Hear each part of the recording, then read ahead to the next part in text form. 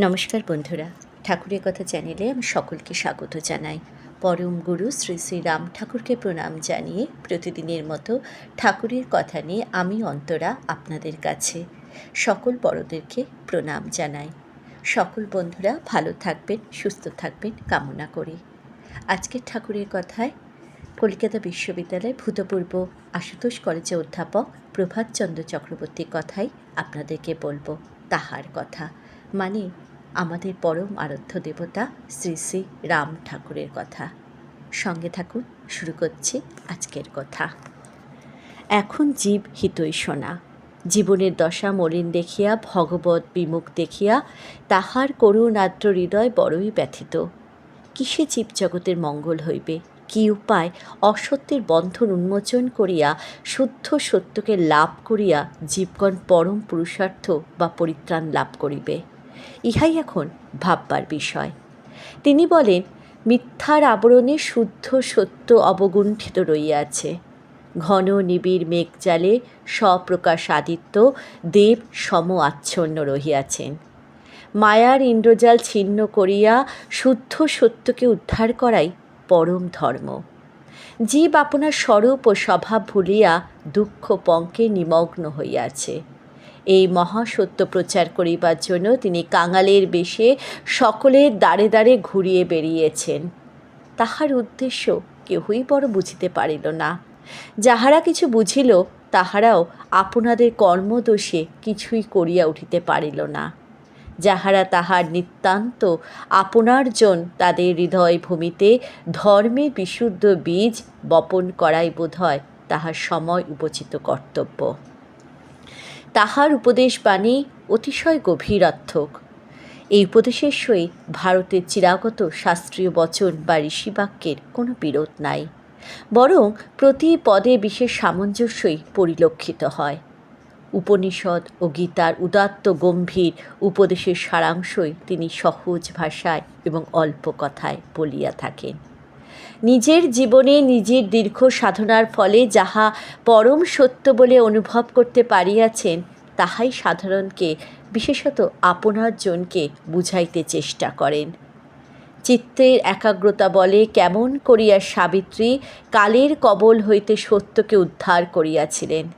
ভগবানের শ্রীচরণে আত্মসমর্পণ করিয়া আপনার কর্তৃত্ব অভিমান বিসর্জন করিয়া কি উপায় দ্রৌপদী লজ্জা নিবারণ করিতে সমর্থ হইয়াছিলেন, তাহা অধিকাংশ সময় বলিয়া থাকেন।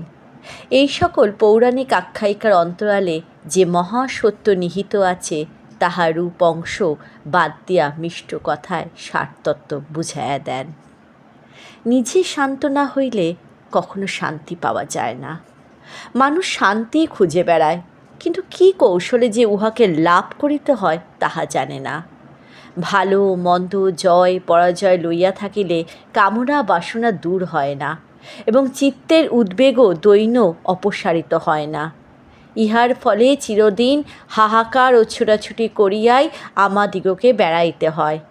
কেমন করিয়া প্রকৃত শান্তি লাভ করা যায়, কেমন করিয়া জন্ম জন্মান্তরের জ্বালা জুড়াইতে পারা যায়, এই প্রশ্ন শতই আমাদের মনে উদিত হয়, কিন্তু কয়জনই ইহার মীমাংসা করতে পারিয়াছেন?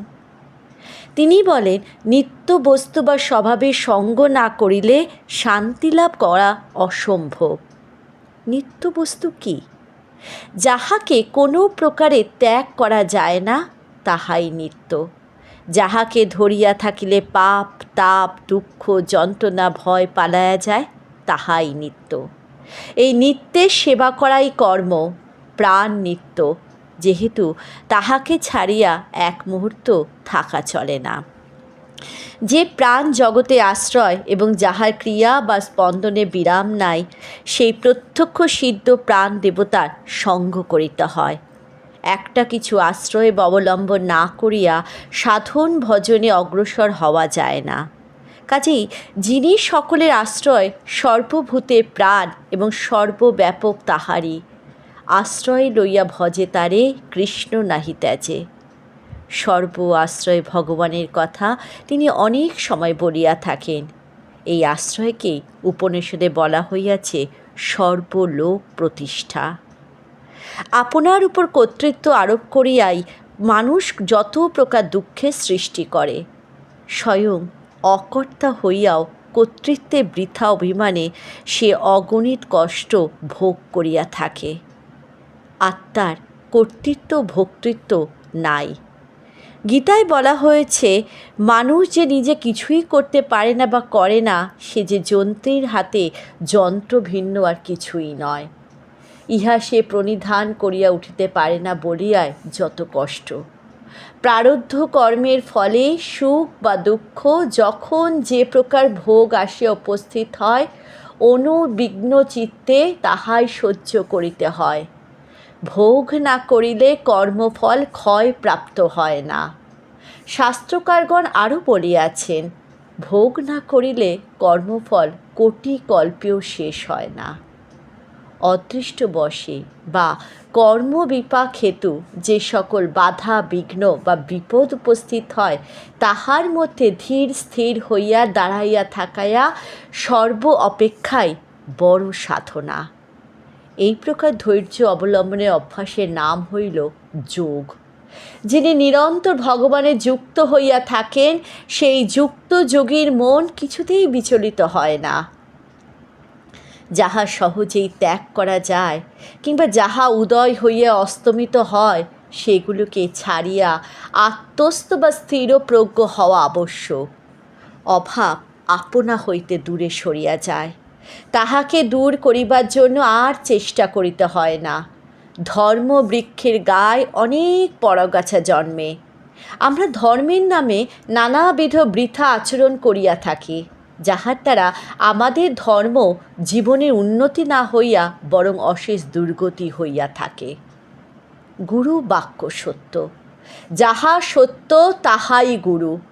গুরুর উপদেশ মানিয়া চলিলে অপসিদ্ধান্ত মিথ্যা জিনিসগুলি সূর্য উদয়ে অন্ধকারের ন্যায় সহজেই বিদূরিত হইয়া যায় এবং শুদ্ধ সত্য ধর্ম প্রদীপ্ত ভাস্করের মতো প্রকাশিত হয়।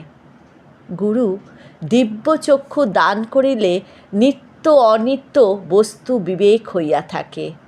চক্ষুরুন্মীলিতং যেন তস্मै শ্রী গুরুবে নমঃ। তাহার সহিত যে কী সম্বন্ধ তাহা জানি না, জানিবার প্রয়োজনও হয় নাই। তবে সত্য কথা এই যে তাহাকে বড় ভালো লাগে, প্রাণ ভরিয়া ভালোবাসিতে ইচ্ছা হয়। তাহার স্বভাব সুন্দর মূর্তি, বাল প্রকৃতি, প্রাণ স্পর্শিনী মধুর কথা সকলই প্রাণে আনন্দধারা বর্ষণ করে। তাহার মধ্যে কি জানি কি আছে যাহা সকলকে আকর্ষণ করে এবং অল্পেই আপনার করিয়া লয়। একবার দেখিলে কেন জানি মন প্রাণ তাহার চরণে লুটাইয়া পড়িতে চায়। কলুষ পঙ্কিল জীবনে যে কয়টি মুহূর্ত তাহার সঙ্গে অতিবাহিত করিয়াছি, তাহার পবিত্র স্মৃতি হৃদয় অঙ্কিত রহিয়াছে। প্রাণের আবেগে শেষে শুধু বলিতে ইচ্ছা হয়, তুও চরণে মন লাগাহু রে। জন্মে জন্মে যেন তাহার শ্রীচরণে দাসানুদাস হইতে পারি, ইহাই প্রার্থনা। জয় রাম, জয় গোবিন্দ।